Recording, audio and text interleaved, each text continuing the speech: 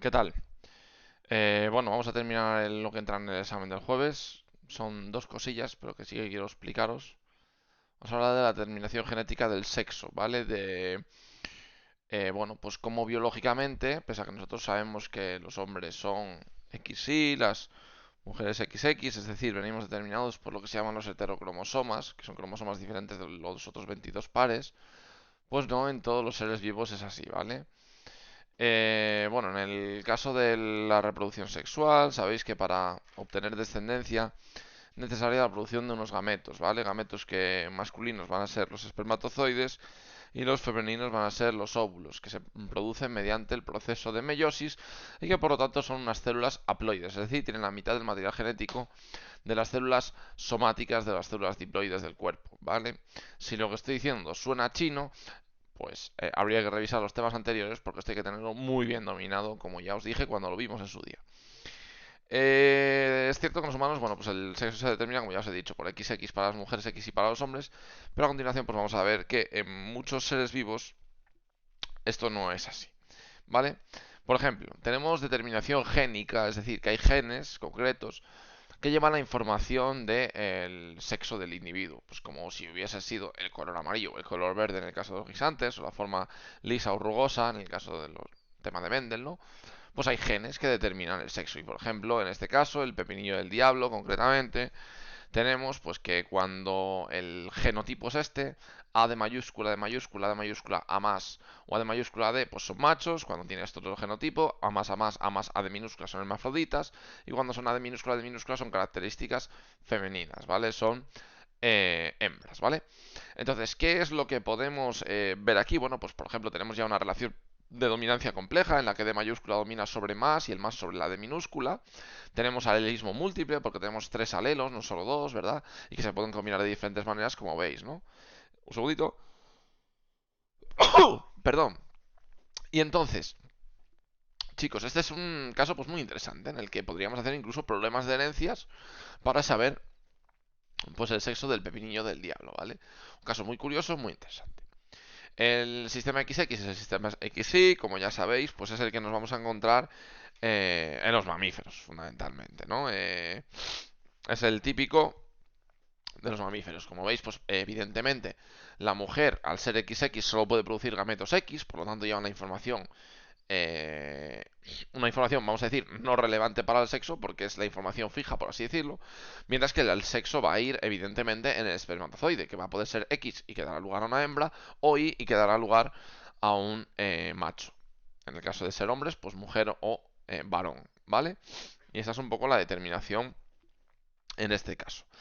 Ejemplo típico, los mamíferos, aunque también hay algunos anfibios y algunos peces que están regulados mediante este sistema, perdón, no todos.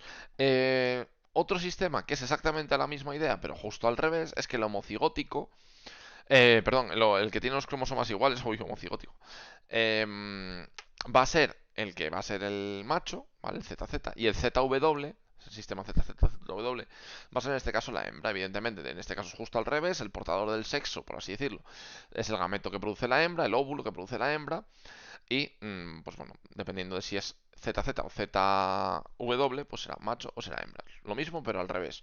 ¿Dónde nos vamos a encontrar esto? ¿En qué seres vivos? Pues fundamentalmente en las aves y en los reptiles, ¿vale? Más sistemas. Determinación por sistema XX o X0. Esto todos son sistemas de heterocromosomas, es decir, tenemos autosomas que determinan el resto de características genéticas y los heterocromosomas que determinan las características sexuales, ¿eh? O sea, no están mezclados. Por un lado, resto de características, por el otro lado, las características sexuales, las que dan el sexo. Tenemos el sistema XX y el sistema X0 que se dan algunos insectos. Lo que implica en este caso es que el macho tiene un cromosoma menos que la hembra, ¿vale? X0 no es que tenga forma de cero ese cromosoma, sino que le falta. Entonces, fijaros, durante la producción de los gametos, la hembra va a producir, pues solo puede producir gametos X, ¿no? Como ocurría en el caso de los mamíferos, ¿no? Y el macho va a poder producir gametos X y gametos que no tienen ese heterocromosoma, gametos con un cromosoma menos. Imaginaros que tuviesen, yo qué sé, 10. Pues puede producir 5 5 5 y este tendrá 4. porque este tenía 9, ¿no? Al tener un cromosoma menos, ¿vale? De tal manera que el que sea XX será hembra y tendrá 10 cromosomas, y el que sea X0 será macho y tendrá 9 cromosomas, ¿vale? Esa es la idea. ¿Veis cómo esta parte, como os decía, era muy sencilla? Vamos con la determinación por haploidía, diploidía. Y esta es un pelín más compleja. La voy a explicar un poco por encima. Le echéis un vistazo en el libro.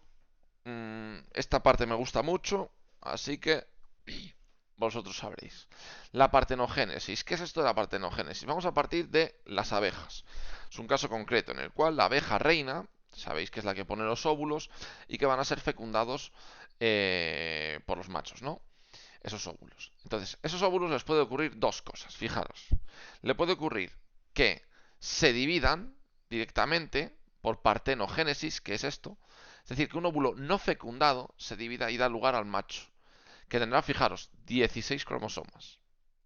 Es decir, es una célula haploide, porque el gameto, el óvulo, es haploide, ¿no? Tiene la mitad, ¿no? O sea, la hembra tiene 32, produce el gameto con 16, y si no es fecundado, sigue teniendo 16 porque no ha sido fecundado, pero aquí en vez de morir el gameto, va a surgir un individuo, los zánganos, los machos, ¿vale?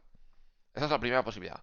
Segunda posibilidad, ponemos el óvulo, ¿vale? 16 cromosomas, ¿no?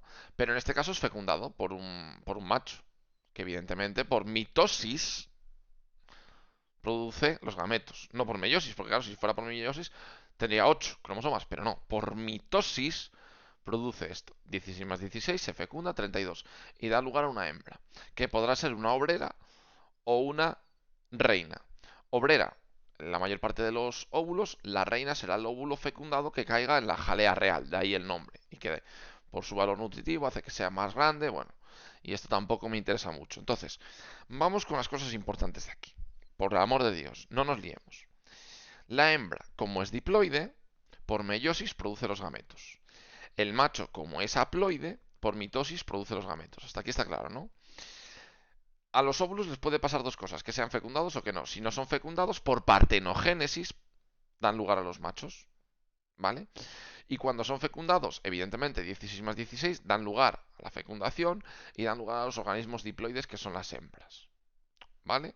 Que puedan ser obreras o puedan ser reinas, dependiendo de si se caen en la miel y que se crían en la miel o caen en la jalea real, ¿vale? Entonces este es el proceso de desarrollo de las abejas, del ciclo vital de las abejas. Complicadillo, curioso, ¿vale? Echadle un vistazo. Por cierto, me acabo de dar cuenta que aquí a óvulo le falta la tilde. Echadle un vistazo, estudiarlo. Si tenéis dudas, me preguntáis. Lo tenéis en el esquemita de la página 143 muy bien explicado. Yo creo que se entiende muy bien. No es tampoco tan difícil, es darle la vuelta. Y vamos con los dos últimos casos de determinación del sexo, que va a ser la basada en la relación entre los cromosomas X, solo los X, y los autosomas de ese ser vivo. Este es el caso de Drosophila melanogaster, una vieja conocida de la que ya hemos hablado varias veces, que es la mosca del vinagre, muy importante en genética, y bueno, en el que simplemente lo importante es el cociente, es una división entre el número de cromosomas X que tiene, en este caso pueden ser varios, y el número de juegos autosómicos que tiene, ¿vale? Entonces, que tiene dos cromosomas X y dos autosomas, pues vamos a la tablita y vemos que como la relación es 1, es una hembra. Siempre que sea 1 o mayor va a ser hembra, ¿vale? Siempre que sea entre 1 y 0,5 va a ser o macho o intersexo. Y siempre que sea por 0,5 o por debajo va a ser un macho, ¿vale? Esa es la idea, es dividir. Pues 1 entre 2, un cromosoma entre dos juegos de autosomas, macho. Un cromosoma entre tres juegos de autosomas, super macho. 2 entre 3, como es 0,66, intersexo, ¿vale? Es muy sencillo, es cromosomas X que tiene entre número de juegos de autosomas, ¿vale? Y por último, hay una determinación que es ambiental. Es decir, se pone un huevo, es fecundado, pero la determinación no es genética. Ese huevo puede ser macho o hembra dependiendo de los factores. La temperatura del agua. Que la temperatura sube, por ejemplo, en unos peces es muy típico, se forman unos peces macho. Que la temperatura baja, hembra. Y los genes no tienen nada que ver. Bueno, tienen que ver, pero no lo determinan, sino que varía dependiendo de la determinación ambiental. El pH, la humedad, la duración del día.